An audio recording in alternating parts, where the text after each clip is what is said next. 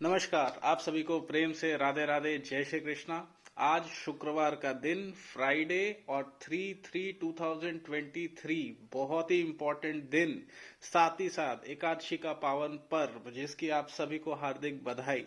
और इसी के साथ आज मैं आपके सामने अपना ये वीडियो लेके आया हूँ। वीडियो शुरू करने के पहले निर्देश देना चाहूंगा, जो एक्चुअली आदेश है, इसलिए मैं देता हूँ। सबसे पहली चीज कि ये चैनल सिर्फ सत्य को सपोर्ट करता है और इसलिए सत्य के अलावा ये किसी संस्था, पंथ, नेता और राजनीतिक दल या विचारधारा के खिलाफ है। दूसरी चीज, कुछ लोग हैं जो इस धरती को कंट्रोल करना चाहते हैं और सिर्फ धरती नहीं, हमारे जीवन, विचारधारा और मनुष्यता को भी अपना गुलाम बनाना चाहते हैं। चाहते नहीं, इनफैक्ट बना चुके हैं। इसलिए आप इस चैनल पे आए हैं तो वीडियो को कृपया पूरा देखें, पुराने वीडियो भी जरूर देखें। अगर आप नए हैं तो चैनल को सब्सक्राइब जरूर करिए, लाइक शेयर जरूर करिए। Communication is always a two way process, तो इसलिए आपके लाइक और कमेंट्स जो है उसका बहुत ज्यादा महत्व है, उनसे बहुत मदद मिलती है।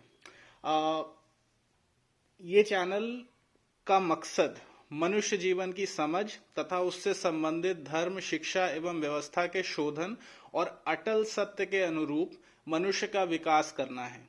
किसी की भावना या किसी का अहित करना नहीं, बल्कि आने वाले काल रूपी संकट से परिचित एवं बचाना है। लास्ट चीज, आप और मैं एक ही हैं, अंतर सिर्फ और सिर्फ अवेयरनेस का है। जो मैं अनुभव करता हूं वो शायद आप नहीं अनुभव कर पाते, और मैं चाहता हूं कि आप सभी वो अनुभव करें।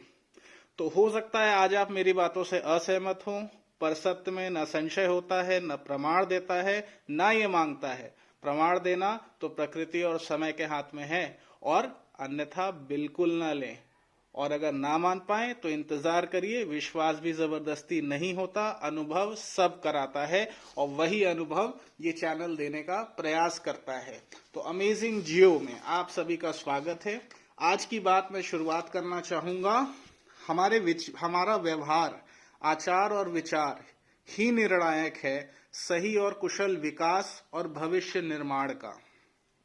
ये बातें बहुत बड़ी लग रही होंगी, but just stay with the video till the end and you will understand everything what I am trying to say.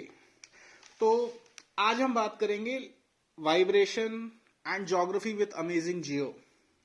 Amazing Geo की तरह आपका ये भी सवाल रहता होगा कि आखिर ये वाइब्रेशन है क्या, जिसको इतना इंपॉर्टेंस दिया जाता है। तो चलिए आज इस समस्या का भी समाधान करते हैं। वाइब्रेशन मतलब आप किस फ्रीक्वेंसी में हैं। जैसे अगर आप अच्छा बोलते हैं तो लोग आपको अच्छा समझते हैं, अगर आप बुरा बोलते हैं तो लोग आपको बुरा समझते हैं। वैसे ही इस ब्रह्मांड में कुछ व्यवहार हैं जो हमें प्योरिटी और ट्रुथ के तरफ या परमात्मा के तरफ लेके जाते हैं, या हमारे लक्ष्य की तरफ लेके जाते हैं। ओके, एंड उसी के साथ कुछ ऐसे हैं जो हमें असत्य की तरफ, अशुद्धता की तरफ, या यूं कहें शैतान की तरफ लेके जाते हैं। सुर और असुर हमेशा थे, आज भी हैं, इस बात का ख्याल रखिएगा। वाइब्रेशन हमारे चरित्र के अनुसार हमारा किया जा रहा व्यवहार है, और इन्हीं व्यवहार से निर्मित होते हमारे गुण हैं। तो हमारा जैसा व्यवहार होगा वैसी हमारी पर्सनैलिटी होगी, कैरेक्टर होगा, और उसी के हिसाब से हमारे अंदर गुण क्रिएट होंगे, और वही अल्टीमेटली हमारी पर्सनालिटी का कारक होगा। ठीक है। नाउ ब्रह्मांड में जैसे मैंने आपको बताया, कुछ दैवीय गुण भी हैं, ओके, और कुछ शैतानी गुण भी हैं, और इसी के साथ यहाँ हमारे पास फ्री विल भी है। इस ब्रह्मांड में जब हम आते हैं तो हमारे पास एक फ्री विल भी होता है कि हम यहाँ पे जो चाहे वो कर सकते हैं, बट हाँ, उन कर्मों का फल हमें जरूर मिलेगा, ये भी एक शाश्वत सत्य है। तो मतलब ये समझिए कि कलेक्टिवली इस धरती पे जो व्यवहार होगा वही डिसाइड करेगा कि धरती का क्या गुण होगा। जितना अच्छा हमारा व्यवहार होगा वैसे ही ये धरती, ये प्रकृति और ये ब्रह्मांड भी रिस्पॉन्स करेगा। अच्छा तो अच्छा और बुरा तो बुरा। और यही है ज्योग्राफी, जो कि अपने आप में अमेजिंग है। हम क्या, ये दुनिया यही सोचती है कि ज्योग्राफी का मतलब क्या है, just a branch of education. पर जैसे कि आज हम असली एजुकेशन को भी नहीं समझते, असली ज्योग्राफी को भी हम नहीं समझते हैं। धर्मो रक्षति धर्मा, मेरा एक पुराना वीडियो है जो आप जरूर देखिएगा, धर्मो रक्षति धर्मा के बारे में। ये इसी तरह काम करता है। चलिए बात करते हैं 326 बीसी, अलेक्जेंडर सिकंदर पूरी दुनिया जीतता हुआ भारत आता है।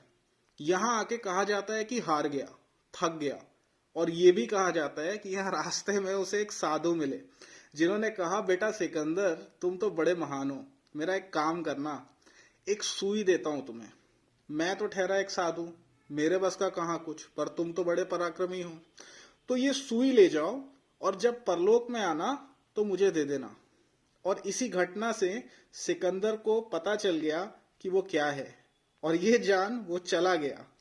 पर हमें जो सीखना चाहिए, ये तो सारी एक बात हुई, बट जो हमें सीखना चाहिए वो ये सीखना चाहिए कि जिस समय अलेक्जेंडर आया उस समय हमारे देश का वाइब्रेशन बहुत हाई था, इसीलिए धर्मो रक्षति धर्मा काम करता था।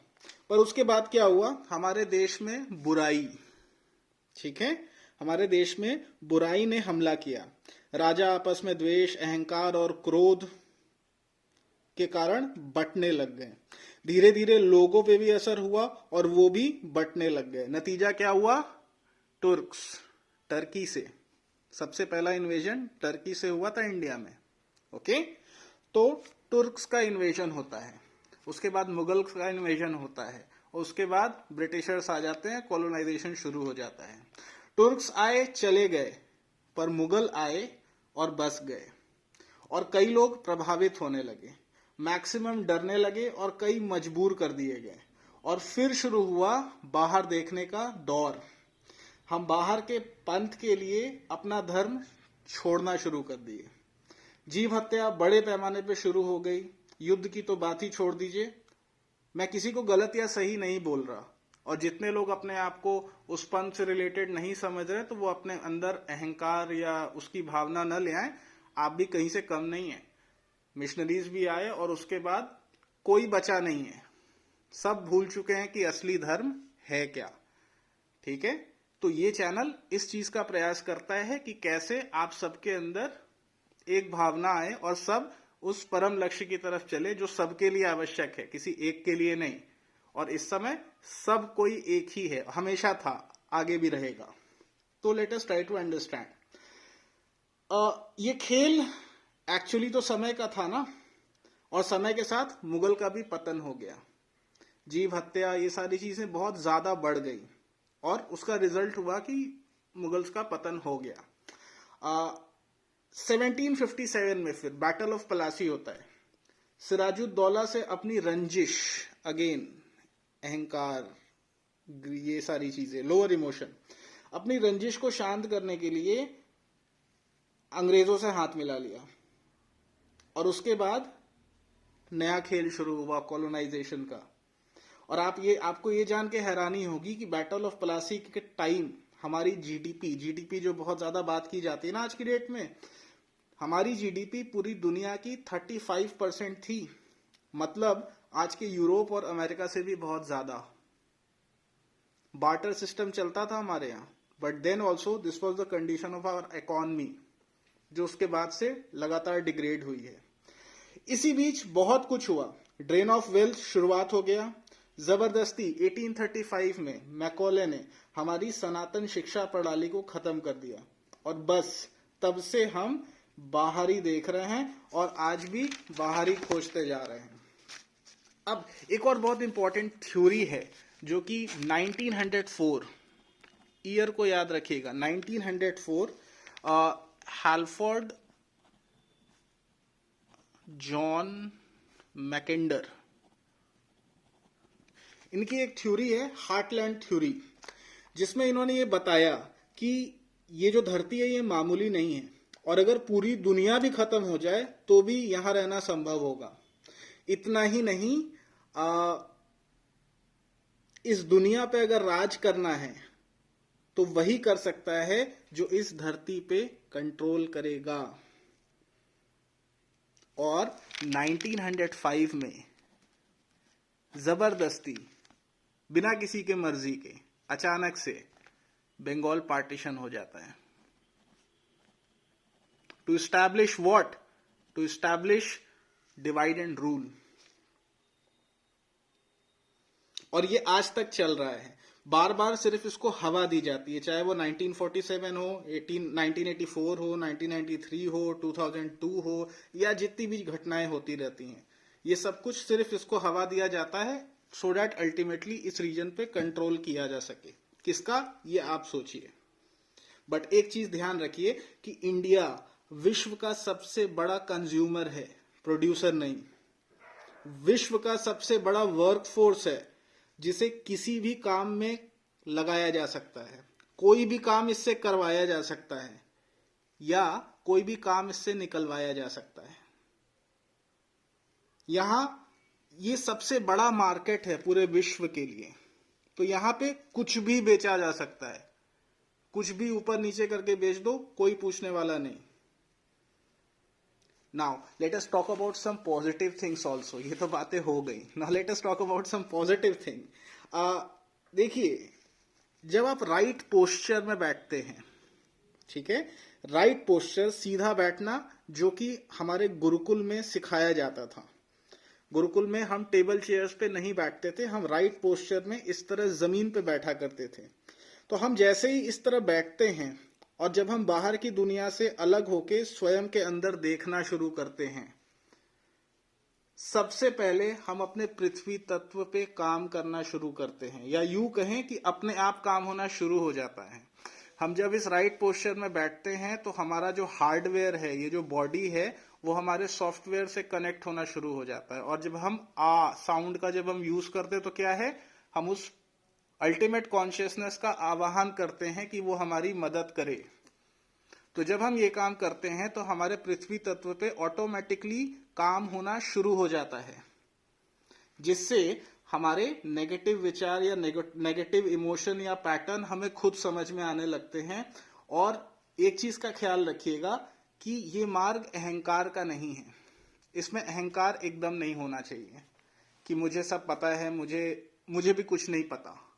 तो ये अहंकार हमेशा इससे दूर रहना चाहिए। नेगेटिव इमोशन से हमेशा उठते चले जाना चाहिए। विद्या विनयम ददाती को आत्मसात करना चाहिए और सदैव विनम्रता पूर्वक सत्य का अनुसरण करना है और जानने का प्रयास करना है। आप बस अपना समर्पण करिए, काम करना शुरू करिए, बाकी काम प्रकृति स्वयं करेगी, क्योंकि आखिर कब तक वो बर्दाश्त करेगी। वैसे टर्की, कजाकिस्तान, अफगानिस्तान, पाकिस्तान की तो बात ही क्या कहें, इंडोनेशिया, न्यूजीलैंड, यूरोप, अमेरिका, हर जगह काम शुरू हो चुका है। और इंडिया में पिछले कई वर्षों से सड़कों पे एयरक्राफ्ट की इमरजेंसी लैंडिंग की प्रैक्टिस की जा रही है। कौन सी इमरजेंसी, कैसी इमरजेंसी, ये आप स्वयं विचार करिए। फिलहाल तो यहाँ चुनाव की तैयारी शुरू हो चुकी है। आशा करता हूं कि आपको उचित उत्तर मिले और जल्दी आप स्वयं से मिलें, जो कि इस चैनल का मोटिव है। वैसे मैं आपको ये बात बता दूं, ये मार्च का महीना है और अभी इंग्लिश न्यू ईयर तो शुरू हुआ था 1 जनवरी से, बट हिंदू कैलेंडर के हिसाब से हमारा न्यू ईयर इस महीने में शुरू होने वाला है। तो that's all for today. Hope आपको मेरी बातें समझ में आए और आप जल्द से जल्द अपने वाइब्रेशन पे काम करना शुरू करें। So that's all. Radhe Radhe, जय श्री कृष्णा।